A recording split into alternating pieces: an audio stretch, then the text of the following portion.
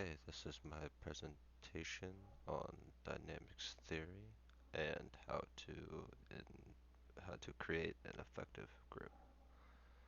Um, my policy that I decided to employ in my workplace would be weekly improvement meetings. Why do I believe this would be a good thing for my group? I believe this will allow a specific times for problems to be addressed and problem solved for.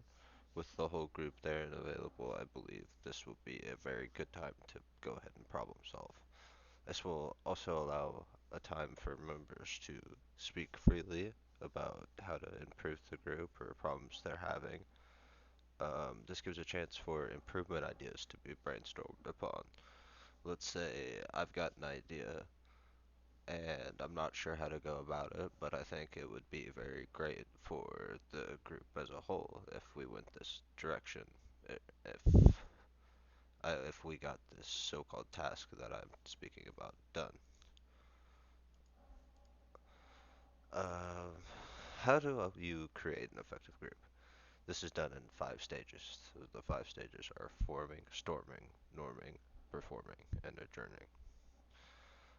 Forming is the first stage, and this consists with the group getting familiar with one another. These groups can be consist of complete strangers, or these can be people that have worked together before, or maybe have no experience together, or maybe personal friends but have never actually worked together. Storming is the second stage. It's normally the most chaotic. Groups can sometimes actually just be stuck in this stage entirely. People start acting more as themselves, they're more argumentative.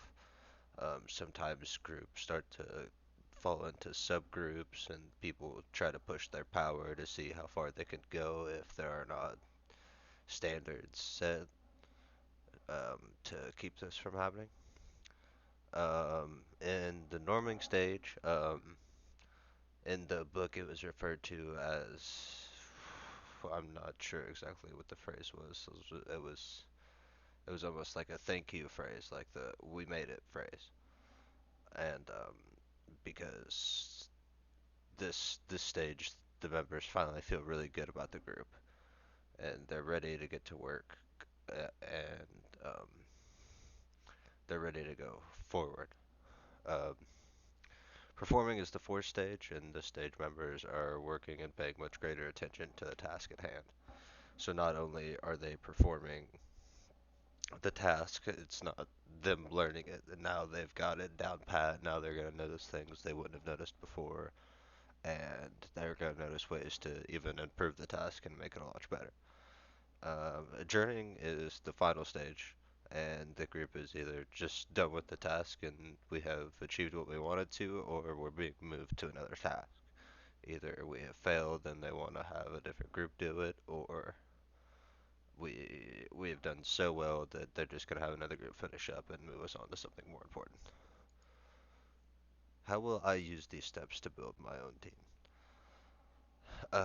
In the forming stage, I can accelerate the group getting familiar with one another in many ways, such as icebreakers or just giving general descriptions of everyone myself. So we could just do things like, hey, let's go around the room, give a fact about yourself, or something you like to do in your name, and something like that, where people open up a little bit. Or I think the better option would be me giving general descriptions of everyone myself. If I have interviewed everyone, I can kind of see their traits and what they like and how they are. So therefore, if I did that myself, I felt that it would be a lot easier for people to just approach each other and feel more common and open. In the storming stage, where there are the most problems, I feel I can maintain the madness that normally happens here by already having a chain of command in place so everyone knows their role and give everyone a chance to speak with what they think at this time. I feel like a lot of times people aren't sure if they're really felt at this stage and they're not sure how they should go about it, so therefore they tend to break off into subgroups like we talked about earlier.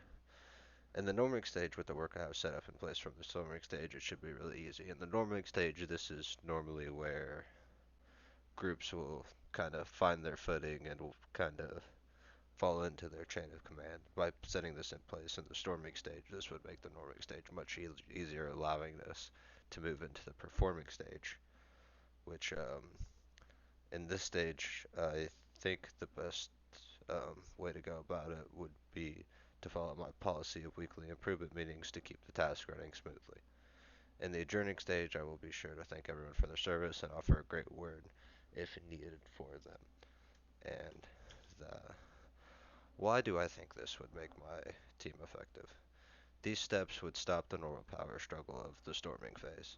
Like I said earlier, in the storming phase, a lot of teams tend to get stuck in this stage because of subgroups forming and teams arguing back and forth. By having my chain of command set in place, this will not happen. My team will be allowed and encouraged to speak freely on how to improve the group.